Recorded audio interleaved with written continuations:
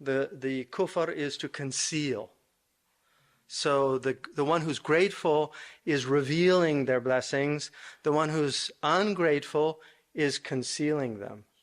And that's why kafir is the opposite of shakir. Right? So kufr in its essence is ingratitude. First of all, to your creator, just to not even acknowledge him, like an atheist who doesn't even acknowledge that they're created, which is ridiculous.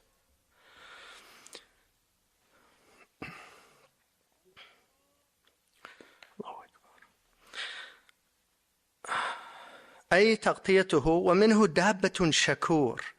So the Arabs call like a hefty animal, like it's got good flesh on it, they call it dabbatun shakur. Why? مظهرة بسمنها إسداء صاحبها إليها. Because it's showing that the owner takes good care of it.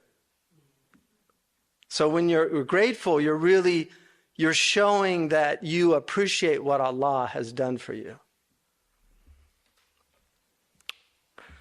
وقيل أصله عين من عين شكراء.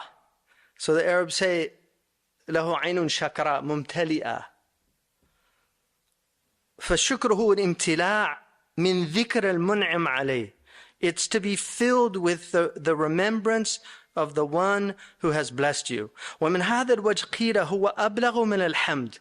And from this perspective, it's been said that it actually is more far-reaching than praise. لأن الحمد لا يقتضي الامتلاء. ومن وجه آخر أبلغ من الحمد لأن الحمد ذكر الشيء بصفاته المحمودة والشكر ذكره بصفاته وبنعمه. And it's said that it's more far-reaching than praise because the hamd is to mention something, the praiseworthy qualities of it. But shukr is to mention those qualities, but also the blessings that accompany those qualities. فالشكر على ثلاثة أضرب. شكر بالقلب. There's three types of shukr. Gratitude of the heart. وهو تصور النعمة. So it's this perception of the ni'mah, this understanding. وشكر باللسان. وهو الثناء على المنعم. And then gratitude with the tongue, which is to praise the one who has blessed you. وشكر بسائر الجوارح. وهو مكافأته بقدر استحقاقه. And that's gratitude with the rest of the limbs. Like in the Mathara, he says that وَالشُّكْرُ صَرْفُ الْعَبْدِ مَا أَوْلَاهُ مَوْلَاهُ مِنْ نَعْمَاهُ فِي رِضَاهُ.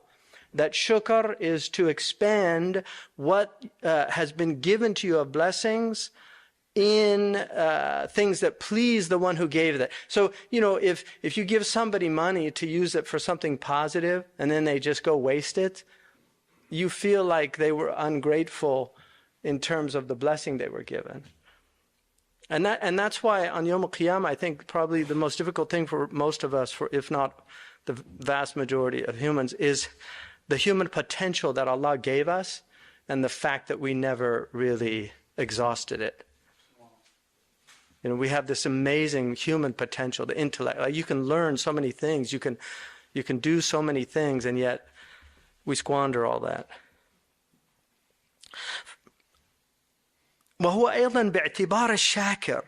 It's also in terms of the one who actually is grateful, والمشكور ثلاثة أضرب. So this is also the shakir and the mashkur. There's three types. So شكر الإنسان لمن فوقه, the gratitude of a human being for that which is over him, the one who's over him. وهو بالخدمة والثناء. And that is through service and praise, wa dua and supplication. So somebody who's a khadim, of somebody who's makhdum, and with Allah subhanahu wa ta'ala obviously. وَشُكْرُهُ لِنَظِيرِهِ وَهُوَ بِالْمُكَافَأَةِ. And also the gratitude that you have for your peer. And that's with mukafa'a, that you recompense them. وَشُكْرُهُ لِمَنْ هُوَ دُونَهُ وَهُوَ بِالثَّوَابِ. And the one who's lower than you, and the way you show gratitude is actually to reward them for their service to you. Right? Because you're grateful, but because they're beneath you, you reward them. وقد وصف الله تعالى نفسه بالشكر لصالح عباده والشكر العبد لربه هو معرفة نعمته وتحفظ جوارحه بمنعها عن استعمال ما لا ينبغي. ومعناه بالفارسية Sabas darum khudaira. I hope I got that right. Sabas darum khudaira. He was Pharisee, so this is his language. So he says that Allah described himself as showing his gratitude towards the righteous among his servants, and the gratitude of the servant to his Lord is the awareness of the blessing, and then to guard his limbs in preventing them from using those blessings in what is not appropriate. And its meaning at Farisiya is sabas darum khudaira. So he's harisun lahu ala jawarihihi. He guards his blessings for the one who gave it to him concerning his limbs. وشكر المنعم في الجملة واجب بالعقل كما هو واجب بالشرع. And to be grateful to the one who has bestowed something on you, it's something there's a rational duty here as well as a sacred duty. So just even a non-Muslim who might not even believe in God, there's an awareness that he should be grateful for somebody who's giving him some kind of something that warrants his gratitude. وأوجبه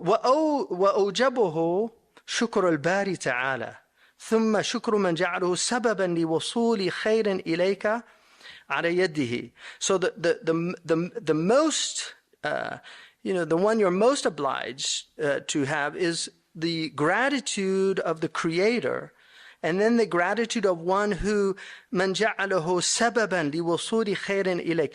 Allah made him a means by which you arrived at some good in your life, especially your teachers, right? I mean, that your parents who are your first teachers, whoever taught you, even the person, the Arabs say, من علمك حرفا صرت له عبدا. If somebody teaches you a letter, that you become like a servant to them. And that's a type of gratitude.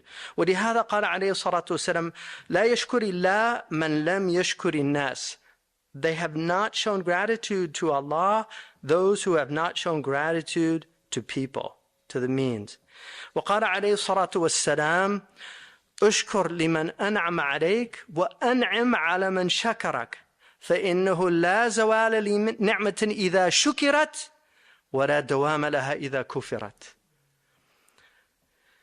Be grateful to the one who has blessed you, and bless the one وأنعم على من شكرك, and bless the one who has shown gratitude to you, because لا زوال لنعمة إذا شكرت. There's no, like Ibn Ata'illah says about the ni'am in the hikam, من لم يشكر النعم تعرض لزوالها ومن شكرها قيدها بعقالها or بحبالها. So whoever doesn't show gratitude to Allah, right, then he's exposed his ni'ams to dissipate. And that's why he says, sallallahu alaihi wasallam, in this hadith, he says that, be grateful, bless the one who's shows you gratitude. فإنه لا زوال لنعمة. And the blessing will not dissipate if it's thanked. And there's no continuity of a blessing if there's no gratitude for it. وقال بعض أهل العلم كل نعمة يمكن شكرها إلا نعمة الله تعالى. And some of the scholars have said every blessing كل نعمة يمكن شكرها إلا نعمة الله تعالى. Every blessing you can actually have gratitude for except the blessings of Allah. فإن شكر نعمته نعمة منه. Because the gratitude of His blessing is a blessing. فيحتاج العبد أن يشكر الثاني كشكره الأول. So the servant needs to be grateful for the blessing of actually being grateful. And then he says, وَكَذَلِكَ الْحَالِ فِي الثَّالِثِ وَالرَّابِعِ. And then you have to be grateful that you were grateful for the blessing that you were given. And then that you were grateful for the blessing. And then he says, وَهَذَا يُؤَدِّي إِلَى مَا لَا يَتَنَاهَى. That goes on forever. And so you can never be grateful to the blessings of Allah subhanahu wa ta'ala. And that's why Musa alayhi salam, وَلِذَلِكَ قَالَ Musa alayhi salam, اللهم أمرتني بالشكر على نعمتك وشكر إياك نعمة من نعمك. You have commanded me to be grateful, O Allah, for your blessing upon me. But my gratitude toward you for your blessing is among your blessings. ومن هذا أخذ الشاعر فقال إذا كان شكري نعمة الله نعمة علي له في مثلها يجب الشكر. If my gratitude to the blessing of Allah is an act of gratitude, then upon me is the likes of it. I'm obligated to show gratitude. فكيف بلوغ الشكر إلا بفضله وإن طالت الأيام واتصل العمر. So how could I ever reach the gratitude of His bounty, of Allah's bounty, even if the days are long and the life continues? وَلِهَذَا قِيلَ غَايَةُ شُكْرِ اللَّهِ تَعَالَى الْاعْتِرَافِ. And for this reason, it's been said that the extent of gratitude to Allah is simply to admit that you're incapable of showing gratitude to Allah.